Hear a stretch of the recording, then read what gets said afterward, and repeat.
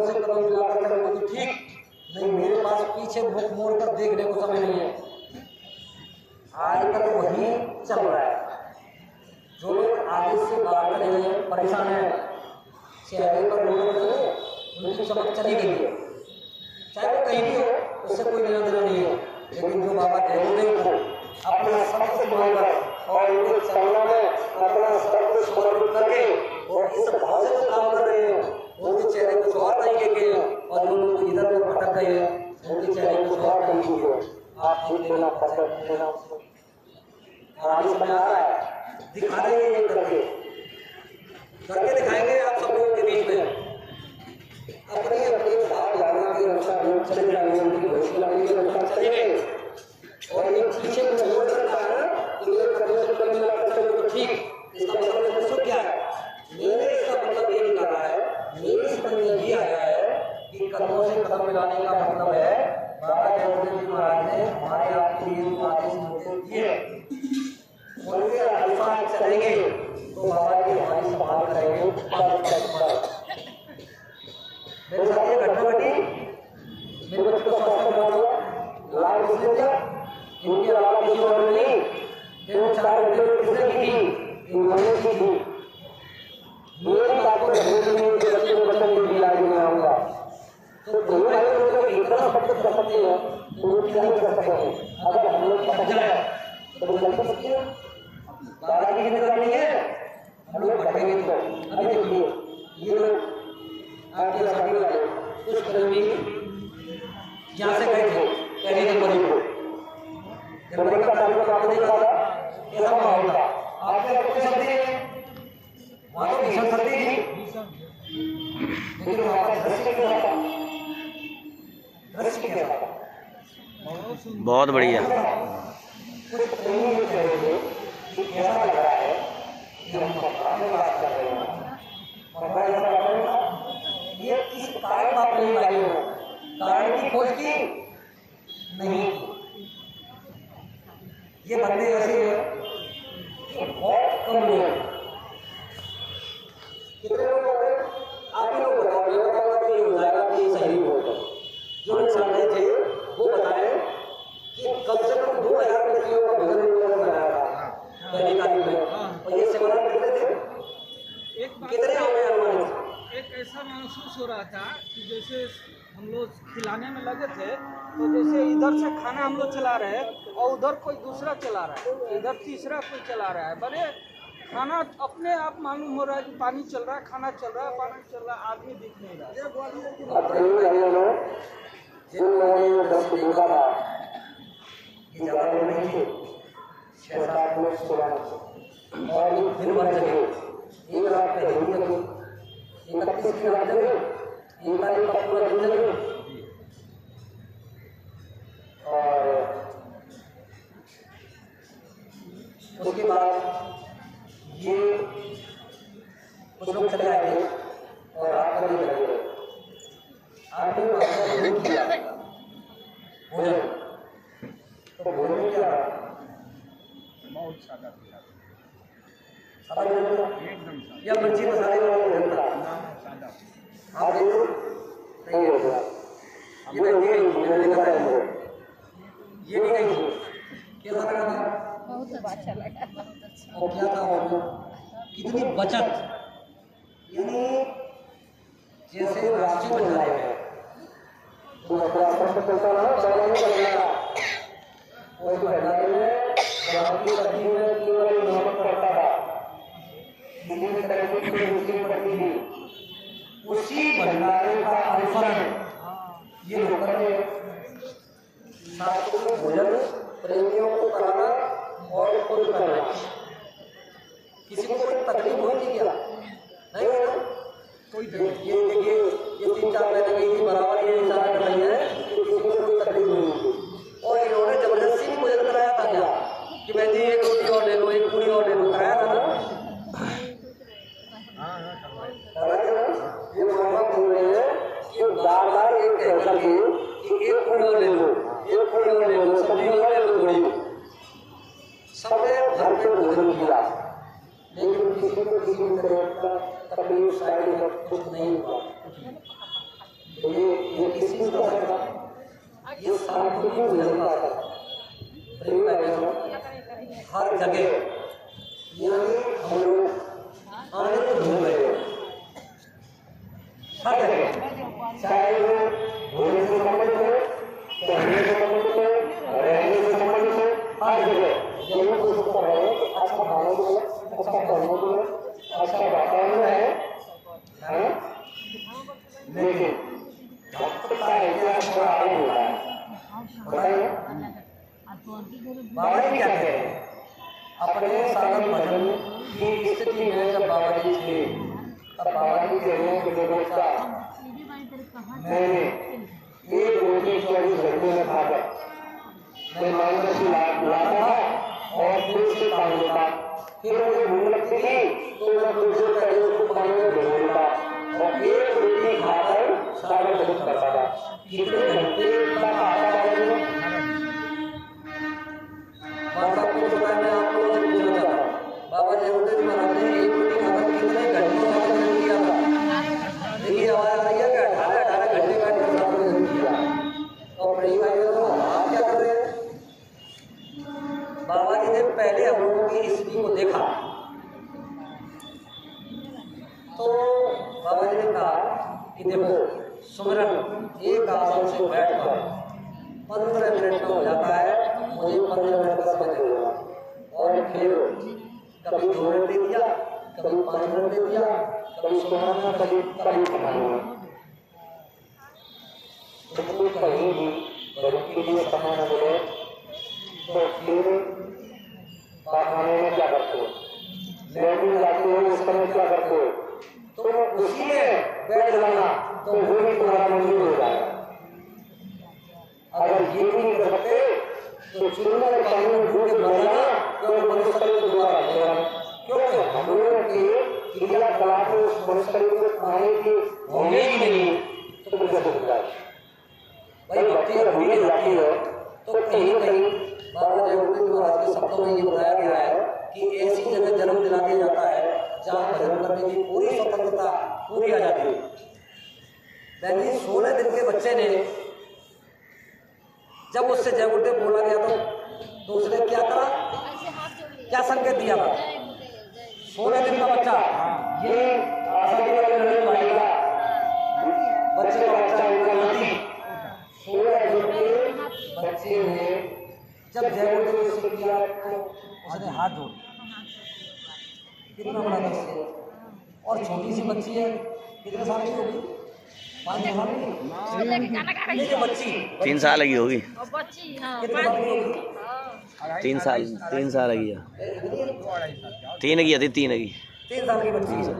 और 3 साल की बच्ची इन प्रेमियों के साथ बांधा एकदम पत्तल पर बैठकर और उसने भोजन किया। जब तक आप सब लोगों ने शुरू नहीं किया था तब तक उसने शुरू किया था क्या? नहीं किया था? ना। और प्रार्थना जब बोली गई तो उस बच्ची ने भी प्रार्थना बोली थी और प्रार्थना बोलने के बाद गुरु महाराज को भोग लगा करके तब उसने भोजन स्टार्ट किया था। ये क्या है? ये सब इसलिए दिखाया गया, कोई अपने आपने नहीं, कोई ये प्लानिंग नहीं थी, वो तो आपने प्रत्यक्ष देखा था। जब विदा हो रही थी आप लोगों की, तब बच्ची ने क्या संदेश दिया था कि आप लोग शाकाहारी रहना और भजन करते रहना। तो क्या रहना भजन के बारे में? 3 साल का बच्चा क्या समझे? ये कौन था जीव? ये वो संस्कारी जीव था जो गुरु महाराज के सानिध्य में रहा और उसे बाबा ने विलास भक्ति अधूरी रह गई तो कैसे घर में जन्म दे दिया कि जहाँ सब कुछ सात्विक है, यानी सतयुगी है। अब प्रेमी भाई बहनों, मैं ये निवेदन करना चाहता हूँ कि सतयुग सतयुग सतयुग सब चिल्ला रहे हैं। मेरे आंखों के सामने मेरे ही साथियों ने बाबा जय गुरुदेव जी महाराज से कहा था कि हुजूर इतना समय हो गया, परेशान हो गए हम लोग चिल्लाते चिल्लाते, कलयुग जाएगा और सतयुग आएगा, कलयुग जाएगा सतयुग आएगा, और ये सतयुग कब तक आएगा? कुछ लोग तो मर गए हमारे साथी, क्या हम भी मर जाएंगे तब आएगा? बाबा जी चुप रहे। कुछ देर के बाद, करीब 2-4 मिनट के बाद स्वामी जी महाराज बोले कि बच्चा, क्या तुमने अपने आप को सतयुग के लायक बना लिया है? जितने लोग खड़े थे ना 8-10 लोग, सबकी बोलती बंद हो गई। मेरी तरफ से कोई देरी नहीं है, देरी है तो तुम लोगों की तरफ से। तुम खड़े पर हो जाओ तो काम हो जाएगा। अब हम लोग क्या कर रहे हैं कि ठीक है वो मार साहब कर लेंगे। यार मार साहब के पास समय है और हम लोगों के पास तो समय है नहीं। अब जब समय ही नहीं है तो भाई क्या करें, कैसे नहीं करें। भाई साहब हमारे नौकरी में व्यस्त है, भैया हमारे कामकाज में व्यस्त है। अरे हमने मार साहब को कह दिया, मतलब कि ये मार साहब के पास टाइम है, ये मार साहब करेंगे, बस हम तो मार साहब के साथ है। जब मार साहब का अंतिम समय आएगा तो ये इनका बच्चा बगल में बैठा हुआ है, क्या ये इनकी टांग पकड़ लेगा और ये चला जाएगा? मैं आप लोगों से पूछता हूँ, ये संगमत है और ये कलयुग है। वो कोई समय होगा, उस समय के लोग उदाहरण देते हैं, सतयुग योगी सब विज्ञानी करी हरि ध्यान तरह प्राणी त्रेता विविध यज्ञ नर करही और प्रभु समर्पित कर्म भक्त रही द्वापर कर रघुपति पद पूजा और भवनित तरह उपायन पूजा और कलयुग केवल नाम आधारा सुबर नर उतर ही पारा। बाबा जी कह रहे हैं कि जो करेगा सो पाएगा, जो नहीं करेगा उसे कुछ मिलने वाला नहीं है। पिता करेगा तो उसे मिलेगा, माता करेगी तो उसे मिलेगा, भाई करेगा तो उसे मिलेगा, भाभी करेगी तो उसे मिलेगा, बहू करेगी तो उसे मिलेगा और पुत्र करेगा तो उसे मिलेगा। कोई किसी की टांग को पकड़कर नहीं जा सकता, क्योंकि वहाँ सिस्टम ही नहीं है, वहाँ विधान ही नहीं है, योजना तो उस तरीके की है ही नहीं। कलयुग योग यज्ञ नहीं जाना, एक आधार नाम को, जो नाम का गुणगान करेगा। भाई बाबा जी महाराज समझा रहे हैं, इस भौतिक जगत के रुपए पैसे को प्राप्त करने के लिए जिसकी भारी से भारी जरूरत इधर होती है, बिना उसको कोई काम नहीं चलता। और कवियों ने कहा है कि पैसे बिन बाप कहे बेटा कपूत भयो, और पैसे बिन भाई कहे मेरा दुखदाई है, और पैसे बिन नारी कहे काउनी के टट्टू के पाला पड़ी, और पैसे बिन सास कहे कौन बजवाई है, पैसे बिन भारवास, पैसे बिन भगनी पास, और पैसे बिन देवतम न करत सार। कितनी महत्ता पैसे की बता दीजिए। और उस पैसे को प्राप्त करने के लिए सुबह से शाम तक जिसकी जैसी योग्यता है, मजदूर मजदूरी करने जाता है, 8 घंटे 12 घंटे मेहनत करता है, तब उसे 400-500 जैसी उसकी काम उसके हिसाब से उसकी मजदूरी। कोई पढ़ा लिखा व्यक्ति है तो वो पंखे की हवा में बैठ करके 1000 रुपये कमाता है, कोई एसी में बैठ कर 5000 कमाता है। तो वो इस धन को प्राप्त करने के लिए मजदूर जब गर्मी के समय में निकलता है तो उसकी चोटी का पसीना और तले तले निकल जाता है, तब उसकी मजदूरी शाम को उसे प्राप्त होती है। तो प्रेम भाई बहनों, ये आत्मा का धन है, ये तो शरीर का धन था। इस भौतिक जगत को चलाने के लिए इतनी मेहनत की जाती है, तब वो आर्थिक रुपया पैसा प्राप्त होता है। और नाम का धन जो आत्मा का धन है, परमार्थी धन है, और उसको पाने के लिए क्या करना पड़ेगा? कुछ करना पड़ेगा कि मुफ्त में मिल जाएगा? करना पड़ेगा। क्या बताया उसके लिए? सुमरन, ध्यान और भजन। अगर ये करेंगे रोज रोज तरीके से, तब वो धीरे धीरे बूंद बूंद बन के इकट्ठा होगा, जो कि अंत समय में साथ देगा, है ना। लेकिन हम लोगों को क्या चाहिए? बाबा जगन्नाथ महाराज क्या कह रहे हैं कि बच्चा मेरे यहाँ नगद ही सुना है, उधार का कोई काम नहीं, आज करो तो आज ही पाओ, है कि नहीं है। सुमरन अगर ठीक से बन जाए तो मैं आप लोगों से पूछना चाहता हूँ कि उस दिन उस साधना में जो प्राप्त किया, आनंद की अनुभूति हुई, तो नगद हिसाब किताब हुआ कि नहीं हुआ? समझ में आया कि नहीं आया? शरीर प्रफुल्लित हुआ कि नहीं हुआ? है ना, हुआ। ऐसा लगता है कि आनंद आ गया आज तो गुरु महाराज की दया, है ना। तो फिर नगद का काम है, उधार का कोई काम नहीं, और उसे भी हम करें नहीं तो फिर हमारा क्या होगा? बोले ग्राम में कोई सुनवाई नहीं होगी। इधर नियम कानून संयम की आवश्यकता है। पहला सत्संग, 4 चीज़ें बहुत जरूरी है। पहला सत्संग, गुरु महाराज के वचनों को याद करते रहो, क्योंकि गुरु महाराज के द्वारा तो अपना मिलने वाला नहीं है। क्यों नहीं मिलने वाला है? उन्होंने पहले के दिया था कि ऐसी जगह चले जाऊँगा तुम्हारे चाकर नहीं मिलेगा, तो वो नहीं मिलेगा, है ना। फिर सत्संग के बाद दूसरा क्या आता है ये तीसरा है। दूसरी है दर्शन, सत्संग, दर्शन, सेवा और भजन। तो दर्शन आपको होगा, तो जब वो मिलेंगे ही नहीं तो दर्शन कैसे हो जाएगा। अब बची है सेवा। तो सेवा चाहे तन की हो, चाहे मन की हो, चाहे धन की हो। बाबा जगवंत जी महाराज कह रहे हैं इस समय हमारे आपके लिए जो मतलब चेतावनी है, संगत की सेवा। किसकी सेवा है? उनकी सेवा है ना। संगत का धन किसका धन है? अगर इसमें हम लोग चोरी करेंगे तो फिर दया मिल जाएगी? नहीं मिलेगी ना। फिर इसको पूरी ईमानदारी के साथ इस सेवा को करो, चाहे वो तन की सेवा हो, चाहे मन की सेवा हो, चाहे धन की सेवा हो, चाहे वचन वाणी की सेवा हो। वो लास्ट में आती है मतलब सुरत की सेवा, जिसको भजन कहते हैं। पहले इन चीज़ों से गुजरना पड़ेगा, तभी हमारी आपकी व्यवस्था ठीक बनेगी। भाई तन की सेवा से तन पवित्र होगा, मन की सेवा से मन पवित्र होगा। तो इधर देखिए कितनी मान मर्यादा के तहत बाकायदा राष्ट्रीय भंडारे में जब भोजन बनता था उस समय आगे का पीछे का सभी गेट बंद कर दिए जाते थे। बाहर के किसी प्रेमी को कोई अनुमति नहीं थी। गुरुदेव जय गुरुदेव। कार्यक्रम की व्यवस्था पर आपकी माता कार्यक्रम को किया रहा है। जो आते हैं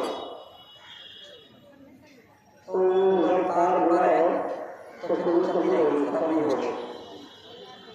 मैं अब ये निवेदन करके आपके ऊपर हम लोग आए कि थोड़ा सा पहले से अब अपने आप को बदलो। सात्विक भोजन पर विशेष ध्यान दो। सात्विक भोजन से मन की जो वृत्तियाँ हैं जो फैली हुई है वो सिमटती है, एकाग्र होती है। और जो चक्रा भोजन खाएगा उससे क्या होता है, मन के अंदर वृत्तियों को जाती है और वो आगे बढ़ जाती है, तमाम रास्ते से मिल जाते हैं मन को। और इधर देखो सीखिए कि जब तक मन सिमट करके और जीवन करके आँख कान नाक का काट बनने का तो साधना बनने वाली है। और साधना बनने वाली है तो गुरु महाराज की बात होने वाली है। उससे पहले हमारा क्रिया कला ठीक से होना है। हमारी मतलब अच्छे व्यवस्था जो केवल दुर्लभ है। आप बोलिए ध्यान रखिए इस बात को। यदि कुछ लोगों का ये सिद्धांत है कि हम इधर चले जाते हैं, हम इधर चले जाते हैं, भाई साहब गुरु महाराज की फोटो लग जाती है तो हम सोचते हैं किसी का कोई बात नहीं है। लेकिन आप ध्यान रखिए और बड़ा निर्णय प्रकृति की तरफ से हो जा रहा है। काम करेगी एक भविष्यवाणी है, उस भविष्यवाणी के आधार पर उसी को मैं आपको बताकर समझाकर अपनी वाणी को विराम दूंगा। वहाँ साहब थोड़ा बोलेंगे क्योंकि हो सकता है मेरी ये भाषा आपकी समझ में नहीं आ रही हो तो बंगाली में आपको मार साहब सुनाएंगे। मेरा कहने का मतलब ये है कि उनकी एक भविष्यवाणी है 31 मार्च 80 के बाद आग पानी ठंडी मैं खुदाकर परीक्षा लूँगा। 31 मार्च 80 के बाद आग पानी ठंडी में खुदाकर परीक्षा लूँगा। फिर एक आदेश दूंगा, अगर ये भविष्यवाणी सत्य सिद्ध हुई तो फिर बाबा जयगुरुदेव का आगमन होगा। भाई तभी तो परीक्षा होगी, तभी तो आदेश होगा, है ना। और बाबा जी का आगमन होगा तो उससे पहले प्रकृति अपना काम करेगी। भाई हम लोगों ने प्रदूषण फैलाया, गंदगी तो हम लोगों ने फैलाई ना, उसी का परिणाम तो हम लोग भोग रहे हैं। नहीं तो हमारे समर्थ पिता और हमारे पूर्ण धनी बाबा जयगुरुदेव के रूप में हमारे सामने होते। अगर हम उनके आदेश का पालन करते होते तो हमारे सामने होते, लेकिन आज नहीं है ना। और बाबा जी की बात कटेगी नहीं। संत वचन पलटे नहीं, पलट जाओ ब्रह्मांड। तो ये सब संभव होगा तो इधर ये समय जो आएगा उससे पहले प्रकृति अपना काम करेगी। और विश्व युद्ध की बात बाबा जी ने कही है और विश्व युद्ध के लक्षण हर जगह से नजर आने लगे, कभी भी कुछ भी हो सकता है। और विश्व युद्ध वालों के कारण परमाणु फूटेंगे। क्या भविष्यवाणी है कि भारत कारण बनेगा, उसका भारत कारण बनेगा और भारत पाकिस्तान का युद्ध होगा। चीन उसका साथ देगा और चीन साथ देगा, कीटाणु परमाणु फूटेंगे और कीटाणु परमाणु फूटने क्या होगा, विषैली गैस आएंगी। तो बाबा जी के शब्दों में कि जिधर वो हवा वायरस कीटाणु को ले जाएगी उधर सफाया कर देंगे। उसमें भी बाबा जी ने कहा है कि डॉक्टर के मिश्रा का सुना है आपने, वही सुनाता था इस बात को कि पहचान लो इस फकीर को, ये पूर्व से पश्चिम की ओर ऐसी आंधी चलाएगा जिसमें हाथी उड़ते हुए नजर आएंगे और सारे वायरस बैक्टीरिया जहाँ की तहाँ पहुँच जाएंगे। कुछ गोले उतार लिए जाएंगे तो समुद्र में फेंक दिए जाएंगे। इन सब कामों को कौन करेगा? अगर ये सारे काम होने हैं तो उससे पहले थोड़ी हमारी तैयारी होनी चाहिए कि नहीं होनी चाहिए? अगर हम तैयारी के साथ लड़ाई लड़ेंगे तो सफलता प्राप्त कर सकते हैं। और तैयारी नहीं होगी तो प्रेमी भाई बहनों, कोरोना के समय में तमाम जय गुरुदेव वाले जा चुके हैं। आप धोखा मत खा जाना। ये बहुत अच्छी बात है कि आप टोपी पहने हैं, आप जैकेट पहने हैं, ये बहुत अच्छी बात है। बाबा जी की दया हो जाएगी तो मदद हो जाएगी। लेकिन बाबा जी कह रहे हैं कि प्रकृति आएगी तो सबसे पहले ये देखेगी कि ये घर किसका है। झंडे से पहचान होगी ना? और झंडा कैसा लगा हुआ है? मकान तो आपका 2 करोड़ का है लेकिन 10 रुपए का झंडा फटा टंगा हुआ है। बहुत खतरनाक भाव है। घर में बच्चे कहते हैं पापा हम लोगों का प्रोग्राम है और हमें घूमने जाना है, तो 10,000 खर्च होंगे, देने पड़ेंगे नहीं तो बवाल खड़ा हो जाएगा शाम को ही, है ना? और झंडा जिससे पहचान हमारी होनी है वो प्रेमी भाई बहनों फटा टंगा हुआ है। कितनी अच्छी भावभक्ति है हम लोगों की। क्या ये अच्छा है? आज के बाद ऐसा नहीं होना चाहिए। 10 रुपए का झंडा आता है, जब वो गंदा हो जाए तो तुरंत बदल दो।